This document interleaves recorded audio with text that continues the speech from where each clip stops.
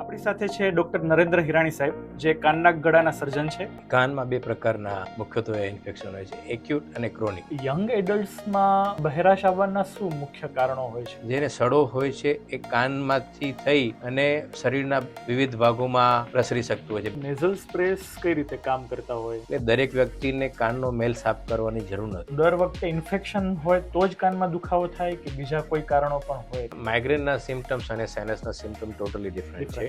નાકના ભાગે ઈજા થઈ તો શું એ જાનને જોખમ થઈ શકે? સિમ્પ્ટોમેટિક ડેવિએટેડ નેઝલ સેપ્ટમ હોય એના માટે તમારે સર્જરી કરાવવી પડતી હોય છે. તો સામાન્ય શરદી અને સાઇનસ પ્રોબ્લેમ, તો એ વચ્ચેનો ભેદ આપણે એને કહીએ તો કઈ રીતે કહીશું? એલર્જી બી અલગ અલગ હોય છે. હોર્સનેસ ઓફ વોઇસ ખરેખર શા કારણે થાય? અથવા દરેક સોર થ્રોટમાં એન્ટીબાયોટિક્સની જરૂર હોય? લાંબા સમયથી જેને નસકોરા બોલતા હોય એવા દર્દીઓએ કાનના ગળાના ડોક્ટરને બતાવવાની ખરેખર જરૂર હોય? જો એલર્જીમાં સૌથી ઇમ્પોર્ટન્ટ છે પ્રોટેક્શન. નોઝ બ્રીધિંગ કેટલું મહત્વનું છે? નમસ્કાર દર્શક મિત્રો, હું છું ડોક્ટર વિજય ગોસ્વામી અને તમારું ખૂબ ખૂબ સ્વાગત કરું છું આજના પોડકાસ્ટમાં. આજના પોડકાસ્ટમાં આપણી સાથે જે ગેસ્ટ છે એને કચ્છ વિભાગમાં, કચ્છ જિલ્લામાં તો કોઈ ઓળખાણની જરૂરત જ નથી. આપણી સાથે છે ડોક્ટર નરેન્દ્ર હિરાણી સાહેબ, જે કાનના ગળાના સર્જન છે અને જીકે જનરલ હોસ્પિટલ, કચ્છની સૌથી મોટી હોસ્પિટલ, ડિસ્ટ્રિક્ટ હોસ્પિટલમાં છેલ્લા 22 વર્ષથી કામ કરી રહ્યા છે. સાહેબે 20,000થી પણ વધારે ઓપરેશનો, જેમાં 1,500થી વધારે કેન્સરના ઓપરેશનો અને 1,500થી પણ વધારે ટ્રોમાના, સ્કલમાં એટલે કે ખોપરીના ભાગે અને જે ફેસ પર જે ટ્રોમા થતી હોય, ફેશિયલ ટ્રોમા જેને કહેવામાં આવે છે, એમાં એના ઓપરેશનો 1,500થી પણ વધારે ઓપરેશનો કરેલ છે. એટલે એમ કહી શકાય કે સાહેબ કચ્છ જિલ્લાના સૌથી વધારે અનુભવ ધરાવતા કાનના ગળાના ડૉક્ટર છે. તો સ્વાગત છે આપનું અમારા પોડકાસ્ટમાં સાહેબ. તમારો ખૂબ ખૂબ ધન્યવાદ આ પોડકાસ્ટમાં સમય કાઢવા બદલ. તો સાહેબ, આ પોડકાસ્ટ ખાસ કરીને ગુજરાતી સ્પીકિંગ, ગુજરાતી ભાષાના જે આપણા દર્દીઓ છે, દર્દીના સગાઓ છે, એમને કાનના ગળા રિલેટેડ જે ખાસ કરીને મિથ્સ હોય છે, જે ગેરમાન્યતાઓ હોય છે, કોઈ નાની મોટી ભૂલ કરી દેતા હોય છે બાળકોને લઈને કે એડલ્ટ્સ પણ, તો એના પર વધારે ફોકસ કરીને મને એવી ઈચ્છા હતી કે તમને થોડા પ્રશ્ન પૂછવામાં આવે. તો સાહેબ, પોડકાસ્ટની શરૂઆતમાં જ કાનની વાત કરીએ તો ઘણા લોકો એમ વિચારતા હોય છે કે કાનના જે ઇન્ફેક્શન્સ છે એ કંઈ બહુ એનામાં કંઈ કરવાનું ના હોય, થોડોક ટાઈમ માટે કાનમાંથી પાણી નીકળે, રસી નીકળે અને નાની મોટી ટીકડીઓ લઈએ તો સારું થઈ જાય. પણ આવા ઇન્ફેક્શનોને જો ધ્યાન ન આપવામાં આવે તો શું એ ગંભીર પરિણામ બની શકે? કાનમાં બે પ્રકારના મુખ્યત્વે ઇન્ફેક્શન હોય છે, એક્યુટ અને ક્રોનિક. એક્યુટ ઇન્ફેક્શન છે મેડિસિનથી અને ટીપાથી ને મદદથી મટી જતા હોય છે. ક્રોનિકમાં બી બે પ્રકારે વધારે થતા છે. કાનના પડદામાં કાણું હોય અથવા સડો હોય. જો કાનના પડદામાં કાણું અથવા સડો હશે તો એના માટે સર્જરી સિવાય કોઈ ઓપ્શન નથી. ખાસ કરીને કાણું જ્યારે મોટું હોય. નાનું કાણું હોય છે તો એ મેડિસિનથી ક્યોર થઈ જાય છે. પણ મોટું કાણું હોય છે અથવા કાનમાં સડો હોય છે તો એના માટે સર્જરી જ જરૂરી છે. કાનના જો કોઈ ઇન્ફેક્શનો હોય તો એ ક્યારેક ગંભીર પરિણામ, એમાં દર્દીનું જીવન ક્યારે જોખમમાં મુકાઈ જાય કે એવું પણ બની શકે કાનના ઇન્ફેક્શનને જો ધ્યાન ન આપવામાં આવે તો? જેમ મેં કીધું કે કાનમાં મુખ્યત્વે બે થાય છે, કાણું હોય છે અને સડો હોય છે. સડાને અમે અનસેફ ઇયર બી કહી શકાય છે. જેને સડો હોય છે એ કાનમાંથી થઈ અને શરીરના વિવિધ ભાગોમાં પ્રસરી શકતું હોય છે. બ્રેનમાં થાય તો બ્રેન એબ્સેસ બી થતું હોય છે. પાછળ આપણે મેઇન સાઇનસ હોય છે તો સાઇનસનો થ્રોમ્બોસિસ થઈ શકે છે અને આખું પિયર્સ કરીને બારે પસ બી થઈ શકે છે. એટલે જ્યારે કાનમાં સડો હોય તો એવામાં આપણે ઓપરેશન તાત્કાલિક કરી લેવું વધારે જરૂરી છે, કારણ કે બીજી જગ્યાએ સડો છે આગળ દિવસે દિવસે સ્પ્રેડ થવાનો છે. ઘણી વખત સાહેબ આપણે કાકડાની જે તકલીફો છે એમાં એવું માનતા હોઈએ છીએ કે એ તો બાળકોને જ થાય, એડલ્ટ્સને ના થાય. એવું ખરેખર આ માન્યતા કેટલા હદે સાચી? કાકડા વધારે પડતા બાળકોમાં થાય છે પણ એડલ્ટ્સમાં ન થાય એવું નથી. ઘણીવાર મોટી ઉંમરના બી થતી હોય છે. કાકડામાં મુખ્યત્વે જો વર્ષમાં તમને 7 વખત અથવા 3 વર્ષ સુધી કોન્સ્ટન્ટ 3 વખત થતું હોય તો જ ઓપરેશન કરાવવાની જરૂર હોય છે. એવું નથી કે દરેક વખતે તમને એક વખત કાકડામાં ઇન્ફેક્શન થયું કે 2 વખત થયું કે ક્યારેક સિઝનલ પૂરતું થયું તો એના માટે સર્જરીની જરૂર હોય છે. વર્ષમાં 7 થી 8 વખત જો તમને પ્રોબ્લેમ રહેતો હોય તો જ સર્જરી કરવી પડતી હોય છે. અને એ સર્જરી વધારે પડતી ચિલ્ડ્રન્સમાં કરવામાં આવે છે, પણ ક્યારેક મોટા લોકોને બી પ્રોબ્લેમ થાય તો એના માટે બી અમને એડલ્ટમાં બી અમે સર્જરી કરતા હોઈએ છીએ. બહેરાશની વાત કરીએ તો બહેરાશ એટલે આપણે ઓલ્ડ એજમાં તો એક્સેપ્ટેડ નોર્મ છે કે ઉંમર થાય પછી કદાચ બહેરાશ આવે તો અમુક પર્સન્ટેજ આવે, તો યંગ એડલ્ટ્સમાં બહેરાશ આવવાના શું મુખ્ય કારણો હોય છે? યંગ એડલ્ટ્સમાં બેરસના ઘણા બધા કારણો હોય છે. એનામાં આજકાલના જમાનામાં જેમ છે બધાને ઇયરફોન અથવા ઇયરબડ્સમાં વધારે પડતું લાઉડ નોઇસમાં કામ કરતો એટલે નોઇસ ઇન્ડ્યુસ ટ્રોમા થાય છે. ઘણીવાર અમુક મેડિકેશન ઓટોટોક્સિક ડ્રગ્સ હોય છે, ધારો કે સ્ટ્રેપ્ટોમાઇસિન છે, એ બધી જે ડ્રગ્સ છે એ બધી ઓટોટોક્સિક હોય છે. અને મેલેરિયા માટેની જે ક્વિનોલોસ ડ્રગ્સ હતી એનામાં બી ઓટોટોક્સિસિટી હતી, બરાબર. એ બધાના કારણે બી દર્દીને બેરાસ આવી શકતી હોય છે. એટલે યંગ એડલ્ટમાં ખાસ કરીને અત્યારે આ જનરેશનમાં ઇયરફોન્સ અને એનો વધારે પડતો ઇયરબડ્સનો ઉપયોગ લાઉડ નોઇઝમાં ઉપયોગ કરે કરવા. તો બહેરાશ આવી શકે. ઘણા લોકો કહેતા હોય કે ઇયર વેક્સ એટલે કાનનો જે મેલ છે એ તો ડર્ટી છે ને એને વારે ઘડીએ તમારે સાફ કરતા રહેવું પડે, તો એક શું ટ્રુથ છે આ વિશે? ઇયરમાં સેલ્ફ ક્લિનિંગ મેકેનિઝમ હોય છે. જે બી કંઈ ઇયરમાં ડેઇલી ડિસ્કોમેશન થાય, જે મેલ નીકળતો હોય છે એ પોતાની રીતે બહાર નીકળી જ જતો હોય છે. એટલે દરેક વ્યક્તિને કાનનો મેલ સાફ કરવાની જરૂર નથી. અમુક જ વ્યક્તિઓમાં આ જે મેકેનિઝમ છે એમાં ફોલ્ટ હોય છે. ઘણીવાર વેક્સ ઘણો બધો બનતો હોય, કોઈકને ઘણો ઓછો ડ્રેન થતો હોય.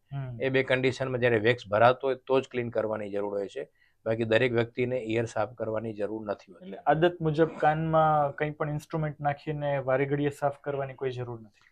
ઇવન ધો ઇયરબડ્સથી બી ક્લીન કરવાની જરૂર નથી, કોઈ ઇન્સ્ટ્રુમેન્ટ નહીં, પણ ઇયરબડ્સથી બી રેગ્યુલર કોઈને ક્લીન કરવાની જરૂર નથી હોતી.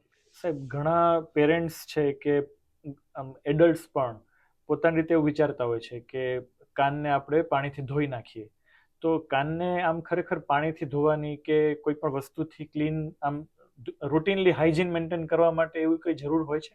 ના, કાનની અંદર પાણી ઇન્ફેક્ટ જવું ના જોઈએ. કાનની અંદર પાણી જ ન જવું જોઈએ, કારણ કે એના કારણે ફંગલ ઇન્ફેક્શન થવાની પોસિબિલિટી રહે, વધી જાય. એટલે કાનને પાણીથી ધોવાની જરૂર નથી હોતી. એટલે જ કદાચ ભગવાને વેક્સ આપ્યું છે કે એ પાણીથી વિરોધી એનું નેચર છે, એટલે જે વેક્સ એને પાણીને દૂર રાખે.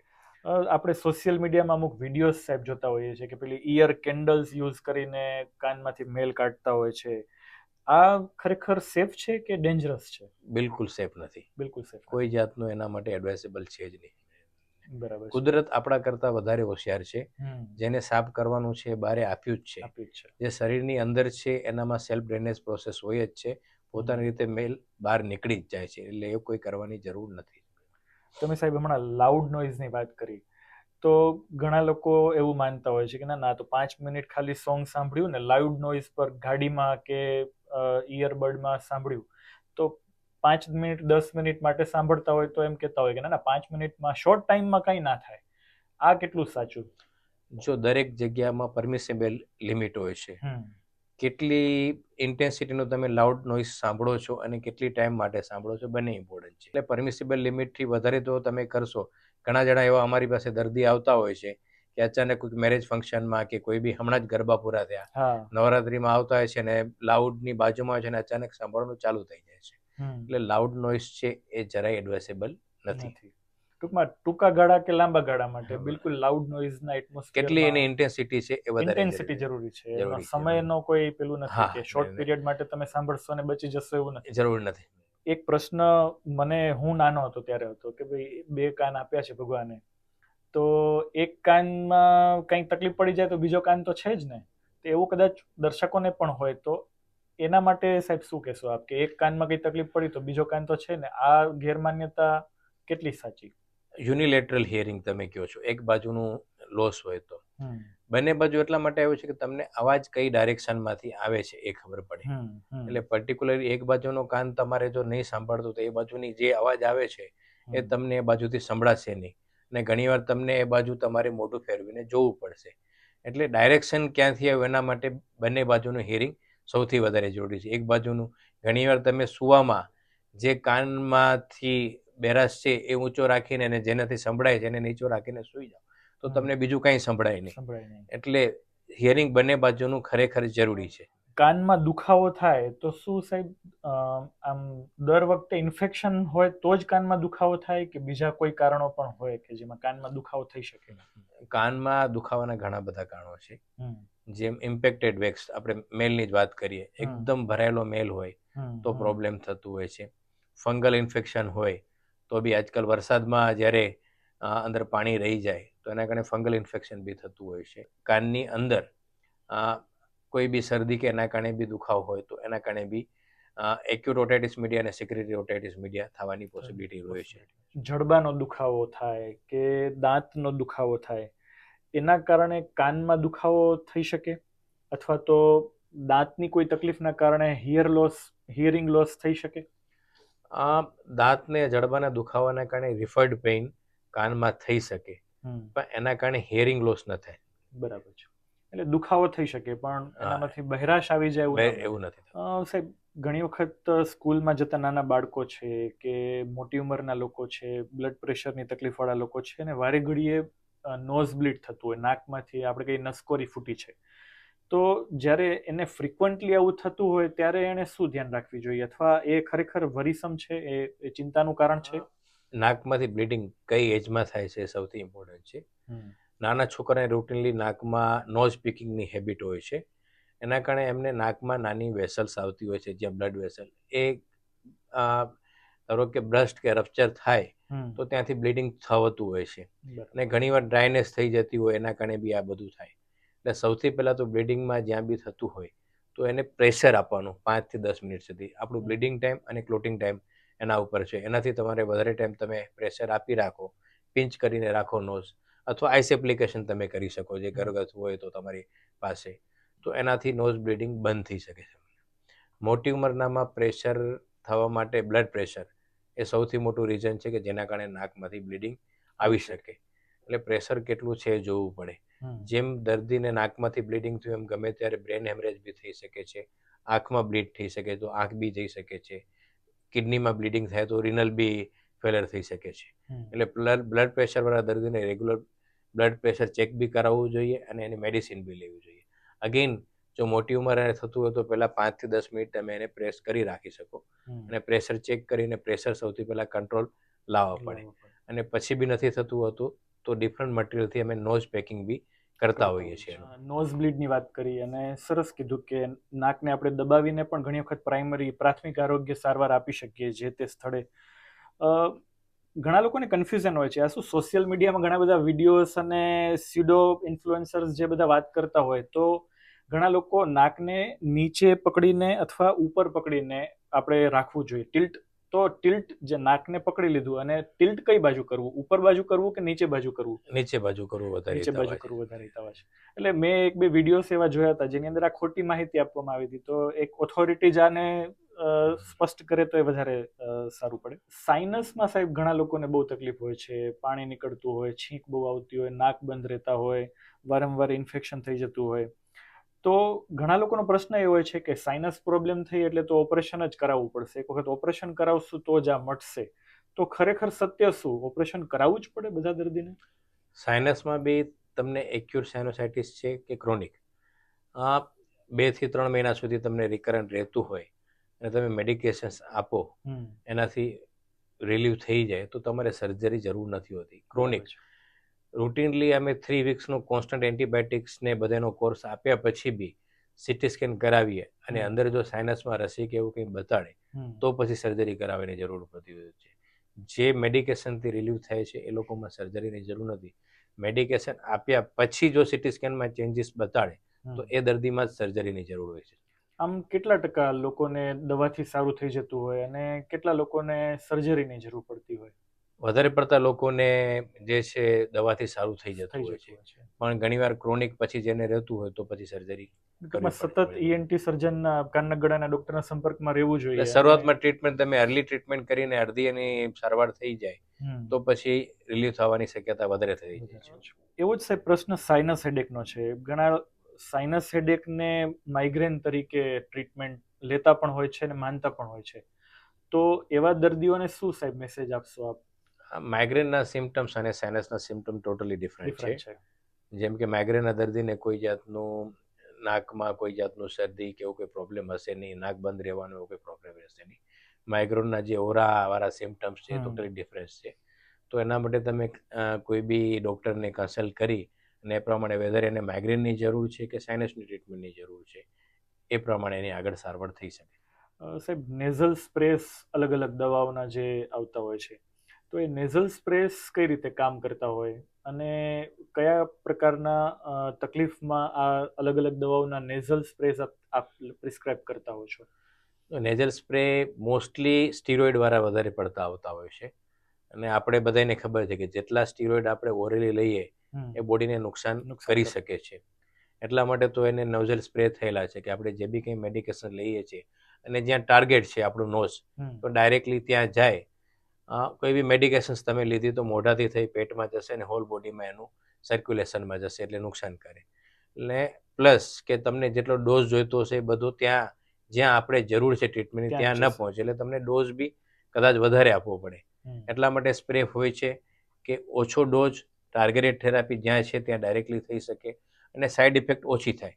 ઘણા લોકોને એવું હોય કે ના સ્પ્રે અમે યુઝ કરશું એકવાર તો એની અમને આદત પડી જશે ને પછી સ્પ્રે સિવાય અમને બીજી કોઈ સારવાર શક્ય નથી. એવું નથી. અને સ્પ્રે છે ઓવરઓલ જે છે એની સાઈડ ઇફેક્ટ ઓછી હોય છે ઓરલ કરતાં. એટલે સ્પ્રે યુઝ કરવામાં કોઈ જાતનું નુકસાન નથી. ઘણા લોકો સાહેબ નાક બંધ હોય એટલે પોતાની રીતે ઓવર ધ કાઉન્ટર ડ્રગ પેલી સ્પ્રે નેઝલ ડીકન્જસ્ટન્સ છે એ લઈ લેતા હોય છે, તો આ રૂટીનલી યુઝ કરવા સેફ છે? રૂટીનલી યુઝ કરવા સેફ નથી. વન્સ એ વાઇલ ધારો કે તમને એમ લાગે કે મને તકલીફ છે અને એકાદ વખત કે લઈ લીધું તો વાંધો નહીં, પણ જો રિકરન્ટ તમને પ્રોબ્લેમ રહેતો હોય તો બેટર છે કે તમારે ચેક કરાવવું કે શેના કારણે તમને નાક બંધ રહે છે, તમારો નાકનો પડદો આડો છે, નાકમાં મસા છે, અને એવા ઘણા બધા રીઝન હોય છે કે જેના કારણે તમારું નાક બંધ રહેતું હોય છે. જો ક્યારેક થતું હોય અને એકાદ બે વખત મેડિસિન લીધી બરોબર છે, પણ ફ્રીક્વન્સી રહેતી હોય તો પછી એન્ટી સર્જનને બતાવીને જ દવા લેવી જોઈએ. કારણ કે ઘણા નેઝલ સ્પ્રેમાં ડિકન્જસ્ટન્સમાં વાસોકન્સ્ટ્રિક્ટર હોય, બ્લડ પ્રેશર પણ વારે ઘડીએ જો દિવસમાં 6-7 વખત લેતા હોય તો બીપી પણ વધી શકે એનાથી. ઘણા લોકોને માન્યતા એવી છે કે ડેરી પ્રોડક્ટ્સ, દૂધ ખાસ કરીને જો પીશો તો મ્યુકસ પ્રોડક્શન વધી જશે, નાકમાંથી પાણી વધશે, કફ વધશે, તો આ ખરેખર સાચું છે? ના, એ કોઈ વસ્તુ સાચી નથી. એક્સેપ્ટ કે કોઈને લેક્ટોઝ ઇન્ટોલરન્સ હોય ને એના કારણે જે તકલીફ થાય, બાકી સાયનસને અને ડેરી પ્રોડક્ટ્સને કોઈ જાતનું કનેક્શન છે નહીં. એટલે દૂધ પીવાથી કંઈ મ્યુકસ પ્રોડક્શન વધી નહીં જાય? એવું નહીં થાય. બરાબર છે.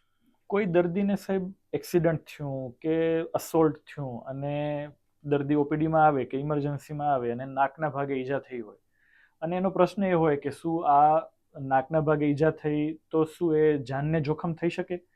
તો નાકની ઈજા થઈ હોય અને એને જાનના જોખમ સાથે આપણે આ પ્રશ્નનો કઈ રીતે જવાબ આપવો જોઈએ? રૂટીનલી નાકની ઈજાના કારણે જાનનું જોખમ રહેતું નથી હોતું. બરાબર છે. નાકમાં ઈજા થઈ હોય અને એને ફ્રેક્ચર પહેલાં છે કે નહીં જોવું પડે આપણને.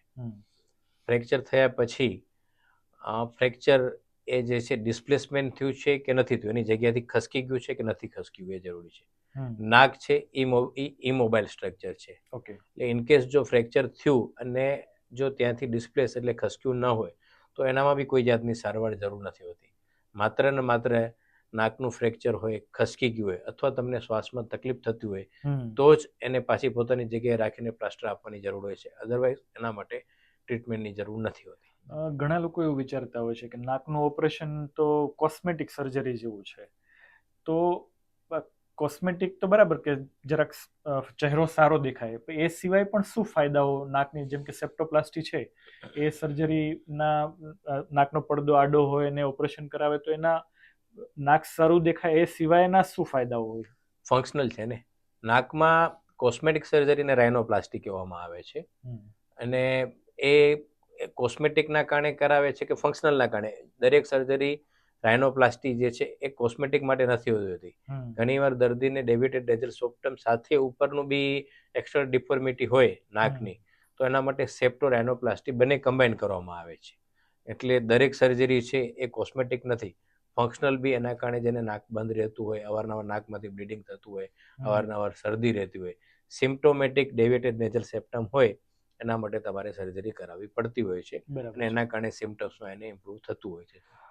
ઘણા પેરેન્ટ્સ આપણને વાત કરતા હોય કે બાળક રાત્રે સૂવે છે ત્યારે મોઢું ખોલીને સૂવે છે, એ પાછળનું શું કારણ હોય? એ પાછળનું સૌથી કોમન જો રીઝન હોય તો એડિનોઇડ્સ એડિનોઇડ્સ. એનલાર્જમેન્ટ હોય છે. એના કારણે દર્દીને માઉથ બ્લીડિંગ હોય, સ્નોરિંગ થતું હોય છે. એડિનોઇડ સાહેબ શું છે એ થોડું આપણા દર્શકો માટે. એડિનોઇડ એ છે લિમ્ફોઇડ ટિશ્યુ છે. જેમ આપણે ટોન્સિલ્સ છે, એડિનોઇડ્સ છે, આખું વોલ્ડિયસ રિંગનો પાર્ટ કહેવાય. અને એ શરૂઆતના આપણા આગળની જે લાઈફ છે 5 વર્ષ સુધી, એના માટે ઇમ્યુન સિસ્ટમ માટે જરૂરી છે. પછી એના પછી આપણી બોડીમાં ઇમ્યુન સિસ્ટમ બીજા બધા ઓર્ગન્સ લઈ લે છે, એટલે એના માટે એની જરૂર નથી હોતી. એટલે જે લોકોને એડિનોઇડ્સની ફ્રીક્વન્ટ પ્રોબ્લેમ રહેતી હોય અથવા ટોન્સિલની પ્રોબ્લેમ રહેતી હોય, જેને એના કારણે માઉથ બ્રીથિંગ રહેતું હોય, નેઝલ ઓબ્સ્ટ્રક્શન રહેતું હોય, સ્નોરિંગ રહેતું હોય, એ બધામાં તો પછી 5 વર્ષ પછી એની આપણે સર્જરી કરી શકાય. ઘણા દર્દીઓને સાહેબ કન્ફ્યુઝન હોય છે કે સાઇનસ ઇસ્યુ છે અને સિમ્પલ કોલ્ડ છે, મતલબ સામાન્ય શરદી ઉધરસ છે, અને પોતાની રીતે જ દવાઓ લેતા હોય.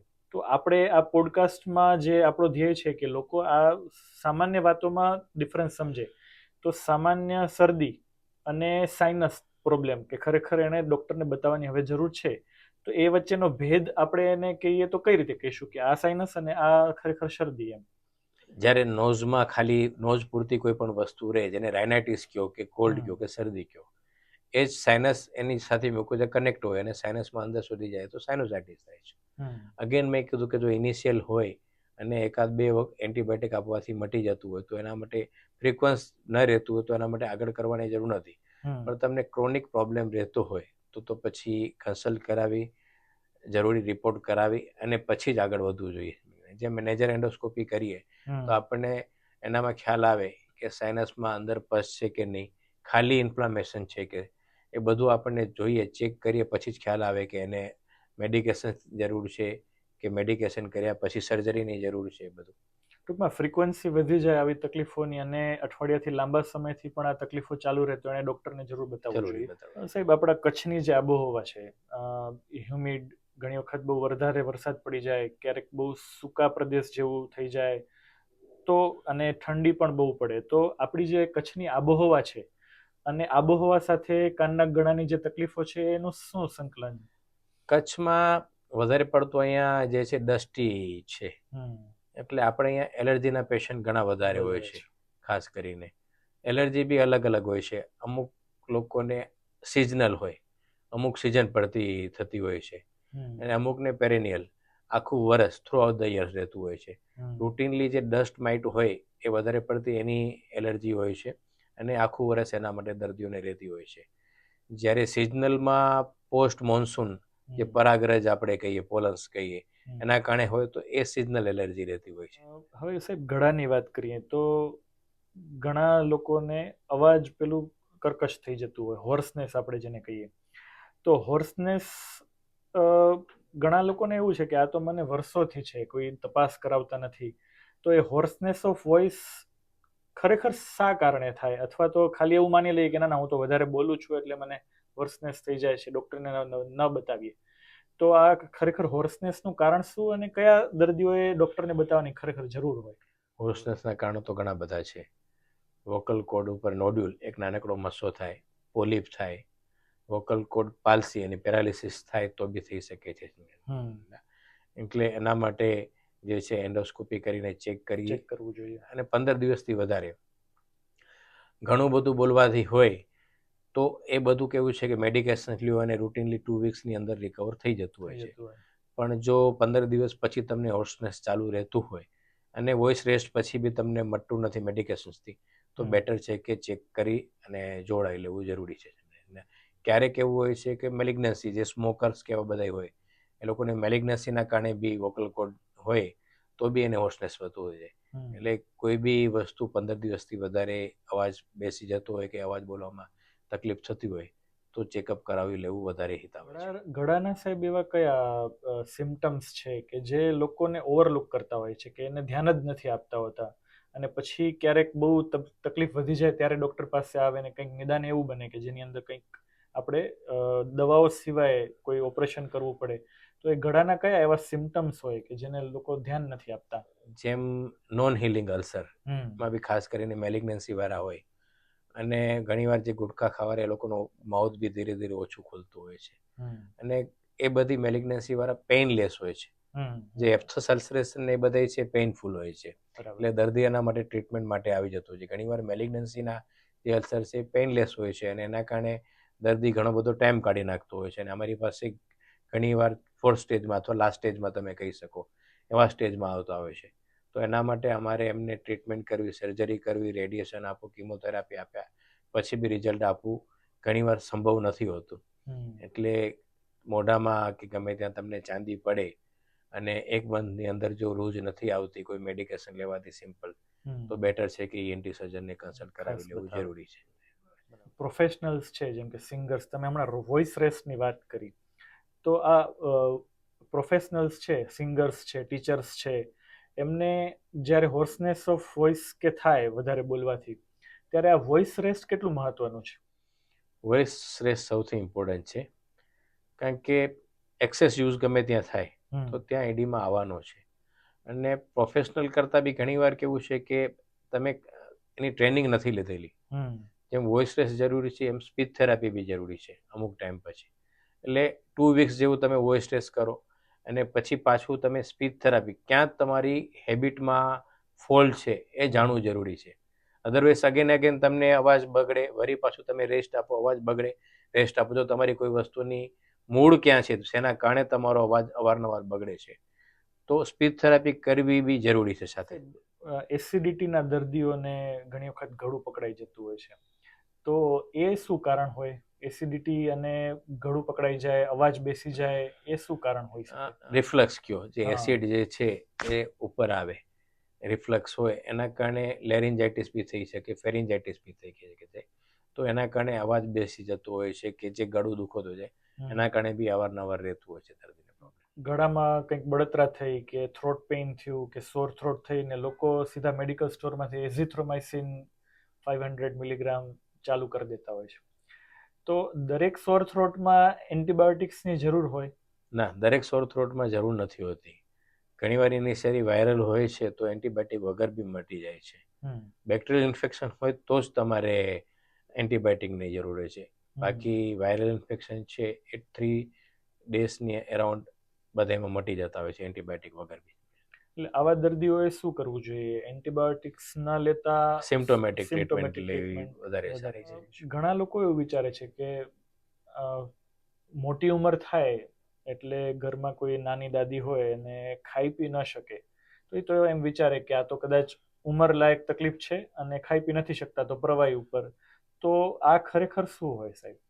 અગેન મોટી ઉંમરનામાં ડિસ્પેજિયા એટલે ખાઈ પી ન શકે એના કારણો બી ઘણા બધા હોય છે.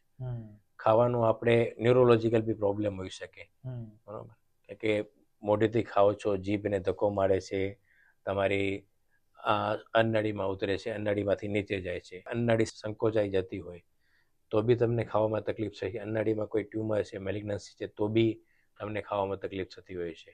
એટલે જો લોંગ ટર્મ પ્રોબ્લેમ રહેતો હોય તો રિપોર્ટ્સ કરાવવા અને ENT સર્જનને બતાડવું જરૂરી છે. સાહેબ, નસકોરાની વાત કરીએ તો ઘણા લોકોને વર્ષોથી નસકોરા બોલાવતા હોય અને રાત્રે કદાચ પરિવારજનોને તકલીફ પડે, હોસ્ટેલમાં રહેતા હોય તો રૂમ પાર્ટનરને તકલીફ પડે સુવામાં, તો આ જે લાંબા સમયથી જેને નસકોરા બોલતા હોય એવા દર્દીઓએ કાનના ગળાના ડોક્ટરને બતાવવાની ખરેખર જરૂર હોય? 100%. શું કારણ હોય સાહેબ આ સ્નોરિંગનો? સ્નોરિંગના કારણો ઘણા બધા હોય છે. જેમ આપણે નાકથી શ્વાસ લઈએ છીએ, પાછળ જાય છે, જીભની પાછળથી થઈ અને શ્વાસ નળીમાં જાય છે. નાકનો પડદો આડો હોય છે, તમે ટીસ્યુ લૂઝ છે કે નહીં, તમારું ટંગ બહુ જાડું છે કે નહીં, પેલેટ છે એ લૂઝ છે કે નહીં. એટલે એના માટે તમારે સ્લીપ એન્ડોસ્કોપી કરવી પડે અને સ્લીપ સ્ટડી કરવી પડતી હોય છે. કયા લેવલ ઉપર તમને ઓબ્સ્ટ્રક્શન છે એ જોવું પડે છે. અગેન નસકોરા કરતાં તમને એપ્નિયા ઇન્ડેક્સ, કેટલી વખત તમારો શ્વાસ રોકાઈ જાય છે, એ વધારે જરૂરી છે. અને એના કારણે જો તમે એના ઉપર બહુ ધ્યાન ના આપો તો તમને ભવિષ્યમાં હૃદયની બી તકલીફ થઈ શકે છે. અવારનવાર શ્વાસ રૂંધાઈ જતો તો તમને રાત્રે ઊંઘ બરોબર નથી, તમે જાગો તો ડે ટાઈપ સ્લીપનીનેસ થતું હોય છે. ડે ટાઈમમાં તમે કામમાં ધ્યાન ના આપી શકો. એટલે નસકોરા હોય એને તમારે લાઇટલી ન લેવું જોઈએ અને પ્રોપર એનું ચેકઅપ કરવું જોઈએ. ઘણી વાર એવું હોય છે કે મને સરસ ઊંઘ આવી જાય છે, મારા લાઈફ પાર્ટનરને સરસ ઊંઘ આવી જાય છે, મને કોઈ તકલીફ નથી, તો એના માટે હું શું કામ ચેક કરાવું? પણ લાંબા ગાળે તમારા હૃદય માટે ને બધા માટે નુકસાનકારક છે. એટલે નસકોરાનું ચેકઅપ કરાવવું જરૂરી છે. નસકોરા માત્ર ગળા રિલેટેડ પ્રોબ્લેમ નથી, એનું હૃદય ઉપર, મગજ ઉપર, બધા ઉપર અસર છે. અસર છે. તો નસકોરા માટે અચૂક કાનના ગળાના ડોક્ટરને મળવું જોઈએ. ખૂબ સારો મેસેજ સાહેબ તમે આપ્યો. મારે સાહેબ એ પણ પૂછવું હતું કે નસકોરા ખાલી એવું છે કે જાડા લોકો છે, મતલબ કે જેને વજન વધારે છે, ઓબીસ લોકો આપણે કહીએ, એને જ થાય કે થીન પાતળા લોકો હોય એને પણ સ્નોરિંગ થઈ શકે?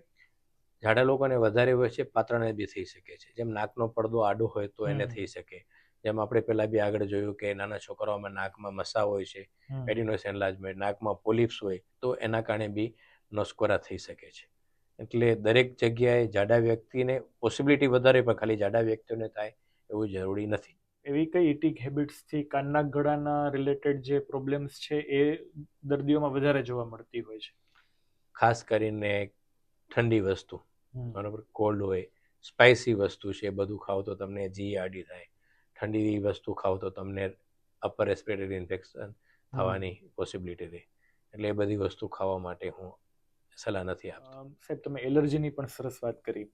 તો જે એલર્જીના દર્દીઓ છે એ લોકોનું એક મોટું ફ્રસ્ટ્રેશન હોય છે કે અમે આટલા વર્ષોથી સિટ્રિઝિન લઈએ છીએ કે એલેગ્રા, ફેક્સોફેનાડિન લઈએ છીએ, તો શું આખા જીવનભર આ દવાઓ ચાલુ રાખવાની એલર્જીના દર્દીઓએ? એનું કોઈ સોલ્યુશન ખરું, એલર્જી ના થાય અથવા મહદઅંશે ઓછી થઈ જાય? જો એલર્જીમાં સૌથી ઇમ્પોર્ટન્ટ છે પ્રોટેક્શન, અને બીજું કે તમને કઈ વસ્તુની એલર્જી છે, સિઝનલ છે, પેરેનિયલ છે, આખું વર્ષ છે. પ્રોટેક્શન તો સૌથી ઇમ્પોર્ટન્ટ છે જ. તમારે પ્રોટેક્શન જેટલું રાખશો, એલર્જી પાછી અલગ અલગ વસ્તુની હોય. કોઈકને ખાવાની વસ્તુથી હોય છે, કોઈકને એટમોસ્ફિયરની હોય છે. શેની એલર્જી છે? જો 2-3 વસ્તુની એલર્જી હોય તો એના માટે ઇમ્યુનોથેરાપી, વેક્સિન કે કંઈ બની શકે. પણ ઘણા બધા પ્રકારની એલર્જી હોય તો એના માટે વેક્સિન બી કામ ના આવે. એટલે allergic test, skin prick test કરીને તમે એલર્જીક ટેસ્ટ કરાવી શકો અને તમને કયા કયા વસ્તુની એલર્જી છે. એ ધીરે ધીરે તમે એક વસ્તુ તમને જે છે શરીરમાં થોડોક એડ ઓન કરો અને પછી ટ્રાયલ અને એરર છે. ઘણી વાર એમ થાય કે આના વસ્તુ ખાવાથી મને હવે તકલીફ થાય છે, તો તમારે એને સ્કીપ કરવી જોઈએ. બાકીની જે વસ્તુ તમને માફક આવે છે એ ખાવી જોઈએ. એડલ્ટ્સમાં આપણે સ્નોરિંગની વાત કરી, પણ નાના બાળકોમાં પણ સ્નોરિંગ થઈ શકે? અને શું કારણ હોય નાના બાળકોમાં સ્નોરિંગ થવાનું? સ્નોરિંગનું અગેન એ છે એડિનોઇડ છે, એના કારણે સ્નોરિંગ વધારે કારણે થઈ શકે. સ્નોરિંગ થતું હોય છે. એટલે નાના બાળકોને સ્નોરિંગ થાય તો અચૂક કાનના ગળાના ડોક્ટરને એકવાર બતાવી દેવું જોઈએ કે એડિનોઇડ્સ કોમન કોઝ છે. સાહેબ ઘણા સ્વિમિંગ કરતા હોય સ્વિમિંગ પુલમાં અને તળાવમાં, તો સ્વિમિંગ કરે અને કાનમાં ઇન્ફેક્શન થઈ જાય એવું રૂટીનલી જોવા મળતું હોય છે. તો આવા લોકોને શું પ્રોટેક્શન રાખવું જોઈએ? સૌથી વધારે જરૂરી છે ઇયરપ્લગ્સ. ઇયરપ્લગ્સ કે કાનમાં પાણી રહી જશે તો એમાં ફંગલ ઇન્ફેક્શન થવાની સૌથી વધારે પોસિબિલિટી રહે છે.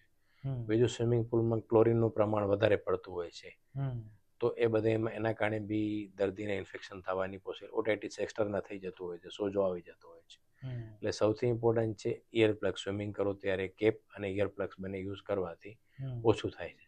અમુક સોશિયલ મીડિયામાં વિડીયોઝ આપણે જોતા હોઈએ છીએ કે આમ સ્નીઝિંગ કરે, છીંક કરે અને પછી રોકી લે, તો આ જે છીંકનું પ્રેશર બને એ કાનમાં નુકસાન કરી શકે? નુકસાન કરી શકે છે.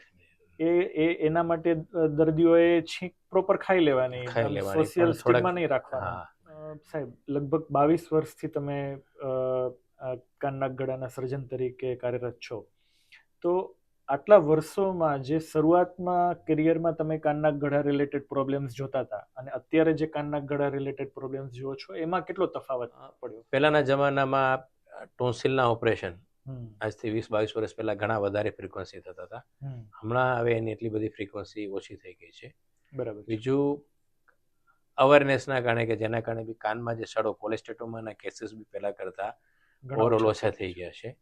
સામે ગુટકાને આનું બધું પ્રમાણ વધવાથી મેલિગ્નન્સીના કેસીસ વધતા જાય છે. ઘણા લોકો એવું પણ વિચારતા હોય છે કે નાકમાં ચલો નાની મોટી પ્રોબ્લેમ છે, બંધ રહે છે, પણ મોઢું તો ખુલ્લું જ છે, હું મોઢેથી શ્વાસ લઈ લઉં છું. એટલે ઘણા આમ હેબિચ્યુઅલ માઉથ બ્રીધર્સ થઈ જતા હોય છે. તો આ હેબિચ્યુઅલ માઉથ બ્રીધર્સને તમે શું મેસેજ આપવા માંગો છો? મારો સવાલ એ છે કે નોઝ બ્રીધિંગ કેટલું મહત્વનું છે? જો નોઝમાં આપણે એવું છે કે મોઢેથી તમે શ્વાસ લેશો એટલે ગળું સુકાઈ જશે તમારે અવારનવાર. પાણી વધારે પીવું પડશે. હાઈ આર્ચ પેલેસ થઈ જાય. જે વસ્તુનો ઉપયોગ વધારે કરો એનો વિકાસ થાય અને ન કરો એનો ઉપયોગ થાય છે. પીંચ નોઝ થઈ જાય છે. નોઝમાં હેર ફોલિકલ્સ હોય છે તો તમારે they are again work as a filtration, humidification થઈ જાય નોઝમાંથી ડાયરેક્ટલી. એટલે નોઝ બ્રીથિંગ તો સૌથી વધારે જરૂરી છે. એટલે એ માન્યતા ખોટી કરવાની જરૂર નથી. નાકની જે ભગવાને ફંક્શન આપ્યું છે રચના એ ખૂબ પ્રમાણે જરૂરી છે. બનાવી છે એ માટે જરૂરી છે. થાઇરોઇડ રિલેટેડ મારે થોડા પ્રશ્નો છે. તમે 3000થી પણ વધારે થાઇરોઇડની સર્જરીસ કરી છે. તો ઘણા દર્દીઓને એવો પ્રશ્ન હોય છે કે ભાઈ મેં રિપોર્ટ કરાવ્યું, ચલો ગળામાં ગાંઠ છે, મને રિપોર્ટ કરાવ્યું, રિપોર્ટ બધા નોર્મલ છે. તો આવા દર્દીઓએ એને એવું હોય કે ના ના આપણે ગાંઠનું ઓપરેશન કરાવવું નથી. તો ખરેખર શું સલાહ આપવી જોઈએ? થાઇરોઇડમાં બ્લડ રિપોર્ટ, આઈધર થાઇરોઇડનો રિપોર્ટ છે બ્લડમાં તમારે વધારે આવશે, હાઇપરથાઇરોઇડિઝમ કહેવાય. થાઇરોઇડનું પ્રમાણ નોર્મલ આવે, યુથાઇરોઇડ કહેવાય. અને થાઇરોઇડ ઓછું બનતું હોય તો એને હાઇપોથાઇરોઇડિઝમ કહેવાય. જેમ તમે કીધું કે થાઇરોઇડનો રિપોર્ટ નોર્મલ છે અને એને થાઇરોઇડમાં ગાંઠ છે, તો એનું સોનોગ્રાફી કરાવવી જોઈએ કે થાઇરોઇડના કયા ભાગમાં ગાંઠ છે. એના ઉપરથી આપણને ખબર પડે કે એને કેટલી સર્જરી કરવાની છે. પણ એક વખત શરીરમાં ગાંઠ છે અને એનો થાઇરોઇડનો રિપોર્ટ નોર્મલ છે, એનો મતલબ એમ નથી કે એને સર્જરી કરાવવાની જરૂર નથી. એને સર્જરી કરવી જરૂરી છે. કારણ કે કોઈ બી ગાંઠ છે એ સામાન્ય બી હોઈ શકે અને કેન્સરની બી હોઈ શકે. એટલે એના માટે એક એફએનએસી રિપોર્ટ બી કરાવવો પડે, જેમ સોનોગ્રાફી કરાવ્યા પછી. અને એફએનએસી કર્યાથી બી આપણને 90-95% 95% ખબર પડતી હોય છે કે એ કયા પ્રકારની છે. ફાઇનલ તો તમે થાઇરોઇડની ગાંઠ કાઢી અને એને રિપોર્ટમાં મોકલાવો, પછી જ બાયોપ્સી કરાવો અને એનો રિપોર્ટ જે આવે એના ઉપરથી 100% કહી શકો એને કયા પ્રકારની ગાંઠ હતી. એટલે જો થાઇરોઇડમાં ગાંઠ હોય અને છતાં તમારો રિપોર્ટ નોર્મલ હોય તો ઓપરેશન કરાવવું જરૂરી છે. ટૂંકમાં ઓપરેશન તો કરાવવાનું જ, થાઇરોઇડની ગાંઠને સાચવવાનો કોઈ મતલબ નથી.